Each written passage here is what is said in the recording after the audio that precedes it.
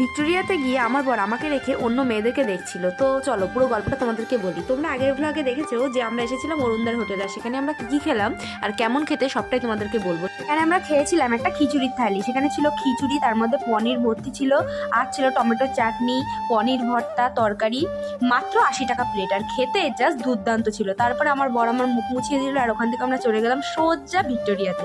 আর ভিক্টোরিয়াতে গিয়ে দেখো কি পরিমাণে, তার মধ্যে ভিক্টোরিয়ার সামনে এই কাঁঠালটা রেখে একদম ভিক্টোরিয়ার শোটাই নষ্ট করে দিয়েছে। ফ্রন্টে এই কাঁঠালটা রয়েছে, আমি জানি না এটা কেন রেখেছে, কিন্তু আমার পার্সোনালি এটা পছন্দ হয়নি। তারপরে এখান থেকে ভিক্টোরিয়ার মধ্যে ঢুকে একটুখানি সবাই বসে একটুখানি জিরিয়ে নিলাম, তারপরে চলে গেলাম ভিডিও করতে। তার মধ্যে দেখো ভিক্টোরিয়াটা কতটা সুন্দর, আর সেদিনটাও ছিল সুন্দর।